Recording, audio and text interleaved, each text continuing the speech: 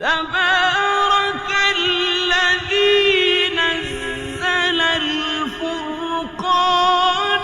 على عبده ليكون للعالمين نذيرا.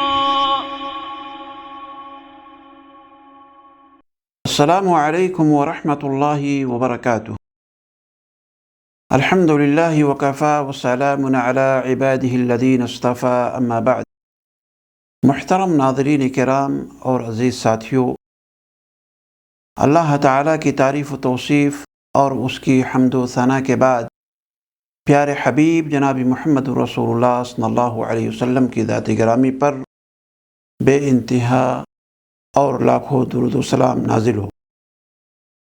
عزیز ساتھیوں، قرآن کریم کا یہ سلسلہ جو چلا آ رہا ہے اس کی یہ 5ویں کڑی ہے. آج کے اس درس میں انشاءاللہ ہم آپ کو 5ویں پارے کے تعلق سے، جس کی ابتدا والمحصنات من النساء الا ما ملکت ایمانکم سے ہوتی ہے، اس کے بارے میں ہم آپ کے سامنے کچھ باتیں عرض کریں گے.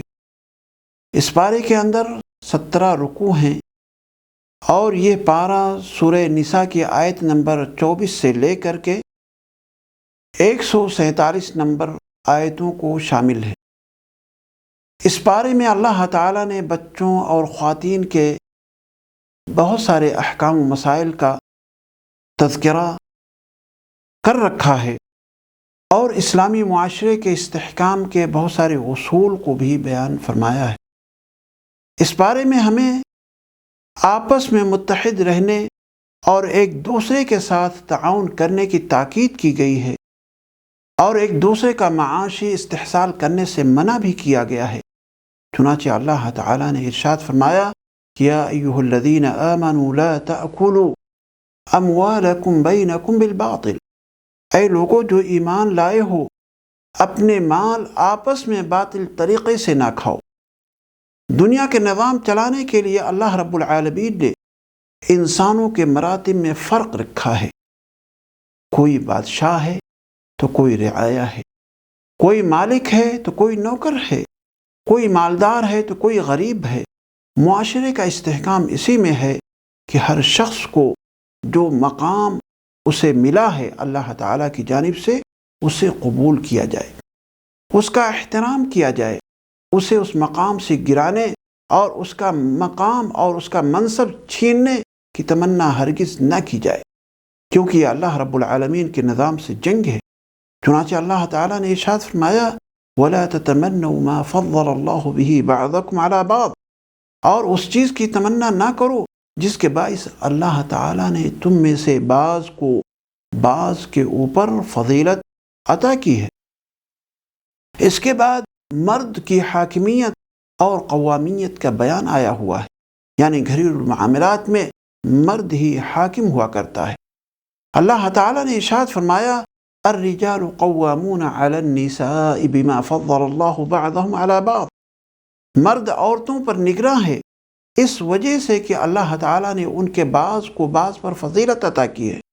اور اس وجہ سے بھی کہ انہوں نے اپنے مالوں سے خرچ کیا ہے. یعنی عورتوں کو مردوں کی حیثیت قبول کرنی چاہیے، کیونکہ انہیں یہ مقام، یہ مرتبہ، یہ فضیلت اللہ رب العالمین کی جانب سے عطا کی جاتی ہے.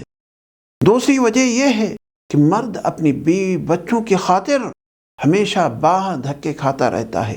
لوگوں کی تانے اور بولیاں سنتا رہتا ہے، جبکہ عورت گھر میں بیٹھ کر کے اپنی خواہش، اپنی تمنا، اپنی آرزو پوری کراتی رہتی ہے. عورت گھر کی رانی اور گھر کی ملکہ ہوا کرتی ہے، وہ گھر کی ذمہ دار ہوتی ہے، پورا گھر اسی کی تربیت پر چلتا ہے. اگر وہ خراب ہو جائے پورا گھر بگڑ سکتا ہے. اس کی چھوٹی چھوٹی باتوں پر شوہر کو ناراض نہیں ہونا چاہیے. اگر آپس میں اختلاف پیدا ہو جائے تو اس کی اصلاح جانبین کی کوشش سے کرنی چاہیے، فوراً طلاق کی نوبت نہیں آنی چاہیے. اللہ رب العالمین نے قرآن مجید کے اندر ارشاد فرمایا، وَإِنْ خِفْتُمْ شِقَاقَ بَيْنِهِمَا فَابْعَثُوا حَكَمًا مِّنْ أَهْلِهِ وحكما من أهلها إن يريد إصلاحا يوفق الله بينهما إن الله كان عليما خبيرا۔ اور اگر ان دونوں کے درمیان اختلاف ہو جائے تو ایک منصف، ایک عادل مرد کے گھر والوں کی جانب سے اور ایک منصف عورت کے گھر والوں کی جانب سے مقرر کرو۔ اگر وہ دونوں اصلاح چاہیں گے تو اللہ رب العالمین دونوں کے درمیان اصلاح کی صورت پیدا کر دے گا۔ یقیناً اللہ تعالی ہمیشہ سے سب کچھ جاننے والا اور ہر چیز کی خبر رکھنے والا ہے۔ اس کے بعد اللہ تعالی نے معاشرے کے دوسرے افراد کے چند حقوق کا بھی تذکرہ فرمایا ہے، یعنی اپنی عبادت کرنے اور شرک سے بچنے اور والدین کے ساتھ حسن سلوک کرنے کی ترغیب دی ہے، اور والدین کے ساتھ حسن سلوک کے ساتھ ساتھ دوسروں کے حقوق کو بھی گنایا ہے۔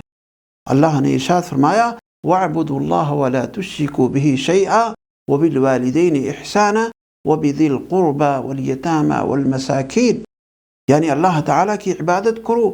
اللہ کے ساتھ کسی اور کو شریک نہ ٹھہراؤ، ماں باپ کے ساتھ اچھا برتاؤ کرو، قرابت والوں کے ساتھ اچھا برتاؤ کرو، یتیموں کا خیال رکھو، مسکینوں کا خیال رکھو، قرابت والے ہمسائے، اجنبی ہمسائے، ان تمام لوگوں کے ساتھ حسن سلوک کرنے کے لیے اللہ تعالیٰ نے تاکید فرمائی ہے۔ پھر اس کے بعد کہ آیت کے اندر اللہ تعالیٰ نے سکران کی کیفیت میں نماز کے قریب جانے سے منع کیا، غسل اور تیمم کے بارے میں بھی اللہ تعالیٰ نے بڑی وضاحت کے ساتھ اس آیت کریمہ کے اندر ہمارے لیے وضاحت کر دی ہے۔ یا ایھا الذین آمنوا لا تقربوا الصلاة وانتم سکارى حتى تعلموا ما تقولون ولا جنبا الا عابري سبيل حتى تغتسلوا۔ اس آیت کریمہ کے بارے میں سیدنا علی بن ابی طالب رضی اللہ تعالی عنہ سے مروی ہے، وہ بیان کرتے ہیں کہ عبد الرحمن بن عوف رضی اللہ تعالی عنہ نے ہماری دعوت لی، ہمیں کھلایا اور شراب بھی پلائی، پھر نماز کا وقت ہو گیا اور شراب کا نشہ بھی ہمارے اوپر چڑھ گیا، اسی صورت میں امامت کے لیے ہمیں آگے بھی بڑھا دیا گیا، تو نشے کی وجہ سے قرآن کی آیتیں غلط ہو گئی، جس پر اللہ تعالیٰ کی جانب سے یہ آیت کریمہ نازل ہوئی کہ نشے کی حالت میں نماز نہ پڑھو، نماز کے قریب نہ جاؤ، اور یہ معاملہ شراب کی حرمت سے پہلے کا تھا۔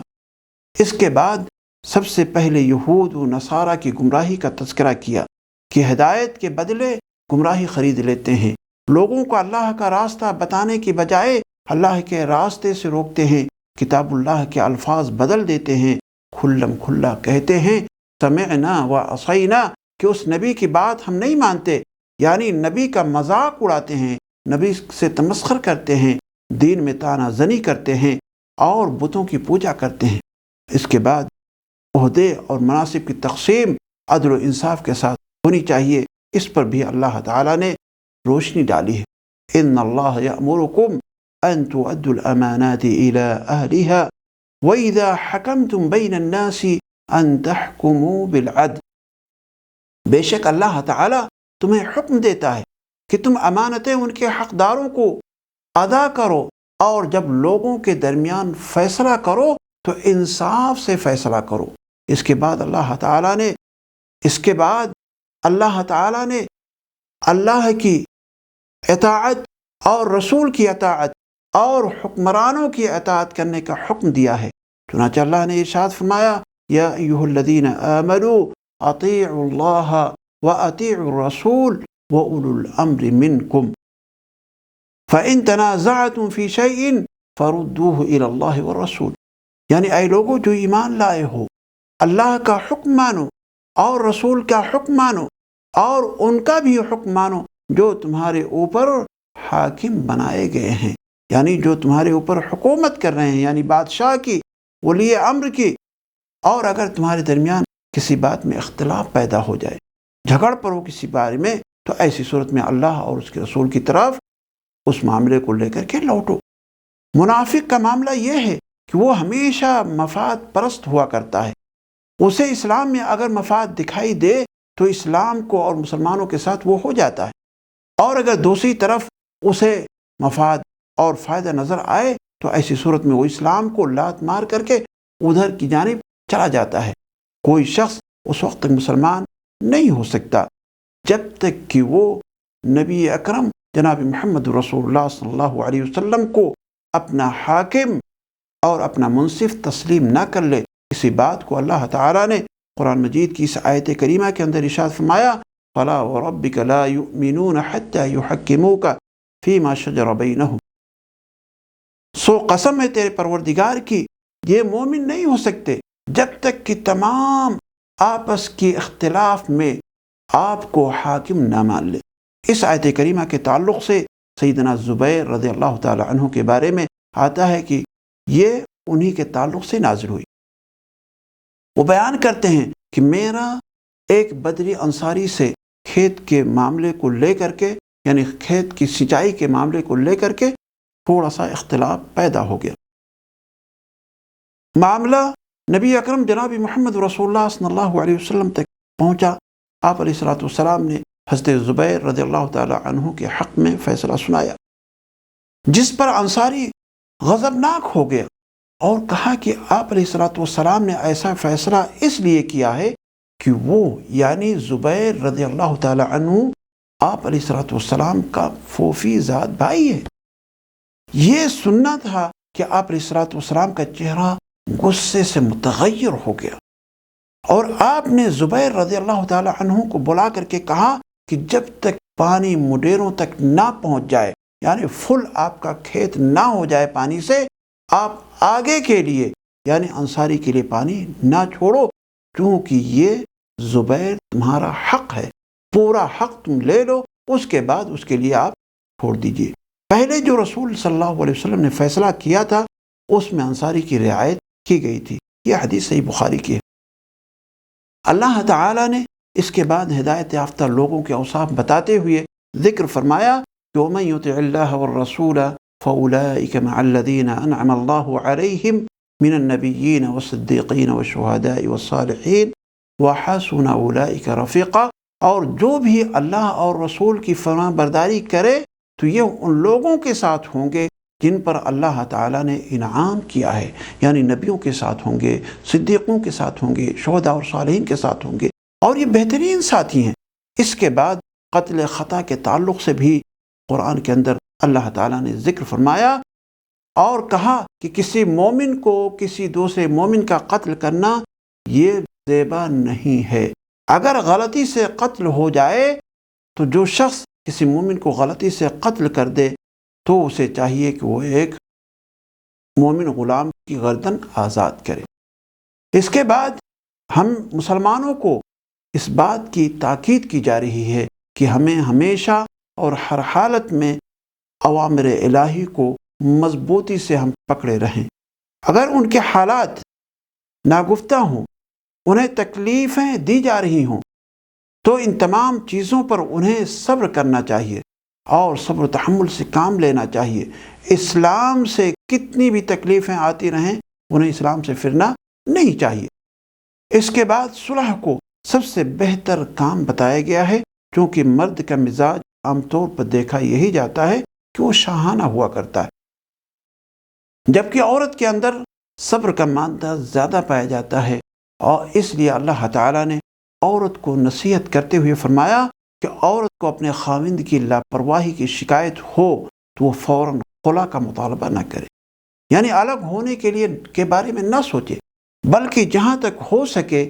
اس کی بے توجہی یعنی شوہر کی بے توجہی کو برداشت کرتی رہے، کیونکہ اللہ تعالیٰ نے قرآن مجید کے اندر ارشاد فرمایا وَإِنِ امْرَأَةٌ خَافَتْ مِنْ بَعْلِهَا نُشُوزًا أَوْ إِعْرَاضًا فَلَا جُنَاحَ عَلَيْهِمَا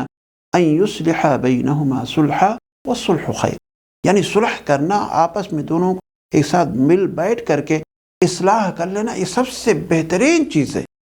سیدہ عائشہ رضی اللہ تعالی عنہا سے مروی ہے، وہ بیان کرتی ہیں، یہ آیت کریمہ